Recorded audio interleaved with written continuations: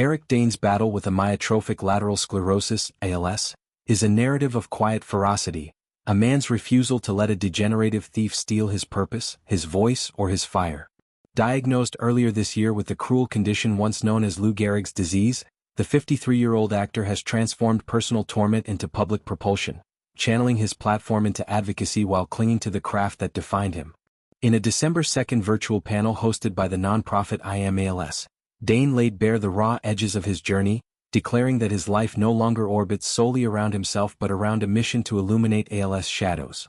"I think it's imperative that I share my journey with as many people as I can because I don't feel like my life is about me anymore," he said, his tone laced with resolve rather than resignation. This isn't defeatism, it's defiance, a vow to wield his story as a weapon against indifference. Dane's recent guest spot on Brilliant Minds, a medical drama where he portrayed a firefighter grappling with an ALS diagnosis, served as both mirror and megaphone. Airing just a week before the panel, the role plunged him into emotional depths he'd only begun to chart in real time. "The hardest thing for me to do was separate myself from the character because it was so fresh and was something that was so real to me," he admitted, recounting moments when lines blurred into lived pain. "I've never played a character who was going through something that I'm dealing with in real time, in real life.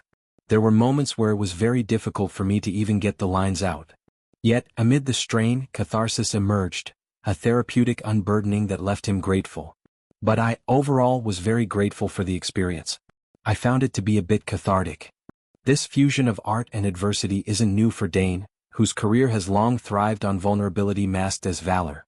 From his brooding Dr. Mark Sloan on Grey's Anatomy, the McSteamy heartthrob whose charm concealed daddy issues and doomed romances, to the haunted Cal Jacobs in Euphoria, he's excelled at men teetering on edges. Sloan's arc, spanning 9 seasons, showcased Dane's range, cocky surgeon softening into mentor, his helicopter crash demise a fan-favorite gut-wrencher. Off-screen, life echoed the drama. His 2018 separation from Rebecca Gayheart after 14 years, a split marked by mutual respect amid co-parenting daughters Billy, 15, and Georgia, 13. Now estranged but united in priority, family remains his North Star. "I want to make sure that people are aware of what ALS is and what it's about, and more importantly, what we can do to combat it and improve the landscape," he emphasized. "It's so rocky and littered with hurdles and bureaucracy and all this other nonsense that we're trying to sift through so we can get to a place where we go start working on solutions. ALS grip is insidious, attacking motor neurons to erode muscle control while sparing the mind, a prison of awareness within a failing body." For Dane, symptoms surfaced subtly, a persistent limp, faltering grip, the kind of whispers doctors initially dismissed. Confirmation came like a thunderclap, appending a life of physical prowess. He'd surfed Malibu waves, hiked Pacific trails, embodied the lithe intensity of screen idols. Now mobility wanes but his intellect sharpens. "I'm fairly limited in what I can do physically as an actor, but I still have my brain and I still have my speech," he asserted. "So, I'm willing to do just about anything. I'll take on any role. But I think, from here on out, it's going to have to be ALS-centric. It's going to be very difficult for me to play any other role." This pivot isn't limitation but liberation, freeing him to portray truths too often sidelined. The firefighter's denial mirroring his own initial resistance, the plea for family help echoing calls to Gayheart and his girls. Advocacy has become Dane's new stage, a platform amplified by his pre-diagnosis fame. I Am ALS, the panel's host, connects patients, funds research, and lobbies for policy, efforts Dane champions with insider zeal. He's no stranger to causes. Post-Grey's he backed mental health initiatives, drawing from his bipolar disclosures. Now ALS demands more. Fundraising galas where he MCs with wry humor, congressional testimonies blending stats with stories. "I would love my life to be all about me but I just can't," he confessed. "I don't think I would be able to move forward if that were the case. It's been a propulsive sort of component to my existence."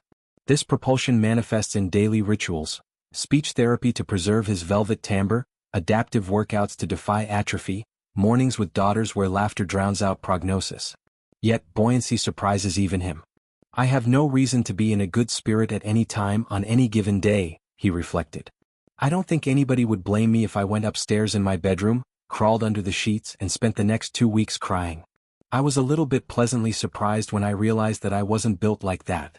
Instead, resilience rises, a buoyant spirit forged in fires of Grey's long hours, Euphoria's intensity, personal heartbreaks. Friends like Channing Tatum, a co-star turned confidant, laud his grit. Tatum's own losses inform their bond, late-night calls trading survival tips. Dane's not conceding. I'm not going to concede my purpose for some disease. I'm just not capable of doing that, he declared, eyes fierce in virtual feeds. Looking forward, Dane eyes roles that resonate. Perhaps a biopic on Lou Gehrig, whose 1939 farewell speech he now embodies, or scripted series tackling neurodiversity. Directing beckons too, his Grey's episodes proving directorial chops. Family anchors it all. Billy in Georgia, inheriting his humor and Gayhart's grace. Witness a father fighting not just for tomorrow but for awareness today. As ALS advances, Dane's voice, literal and figurative, grows louder, a clarion call in a fight too long whispered. His story, raw and radiant, reminds us, adversity doesn't define, it refines. In Dane's hands it's not an end but an encore, fiercer, fuller, forever forward.